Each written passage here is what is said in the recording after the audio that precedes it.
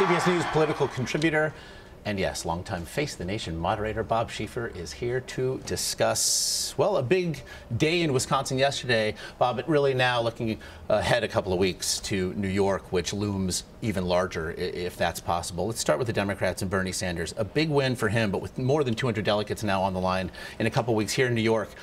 What, if anything, needs to happen for the Sanders campaign to put New York in play?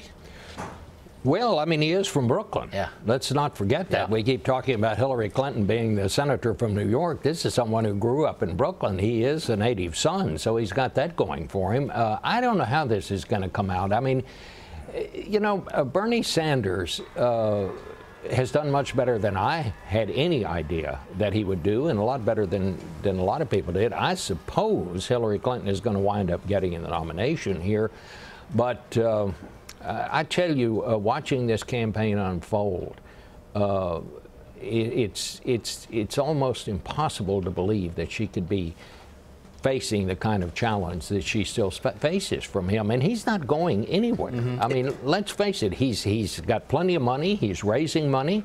And he said, I'm sticking around. He's winning, and, you know, I mean, what nobody talks about, and what I don't suppose he's going to say in public, he's going to stick around until at least he finds out if she gets indicted. Yeah. Now, I have no evidence to suggest that she is or that she isn't, but I do know there's an investigation going on here.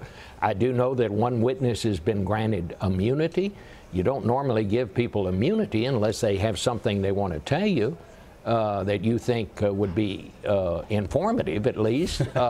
You don't demand unity if you're a witness unless you are afraid you might say something that's going to put you in jail.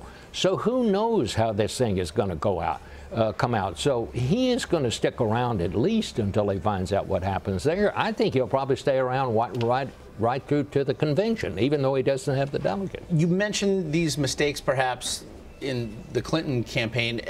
Meanwhile, Bernie Sanders, many people connected to the campaign, told the New York Times just a few days ago that really the candidate himself, when he began running, didn't necessarily believe that he would be in the position he is in now, that they think perhaps had he committed earlier, had he spent more time in Iowa, had he taken some shots at the former secretary about her email server and other things, that this could be an even more different race than it already is. Meanwhile, he invoked momentum at the beginning, at the top of his speech last night. What do you make of momentum? Well, I think there's something to be said for it, and I'd rather have it than not have it. But, you know, what we all didn't understand at the beginning of this campaign is just how frustrated people were, just how mad a certain segment was, just how many people were out there who felt like they were getting screwed, for want of a better word. And Bernie Sanders blames it on the big banks. Donald Trump blames it on the government and other people. You know, immigrants, Mexicans, you know, and so on and so forth. But they're both playing to the same frustration that is out there. And I think that's what has fueled the Bernie Sanders campaign, just like I think that's what has put Donald Trump where he is. So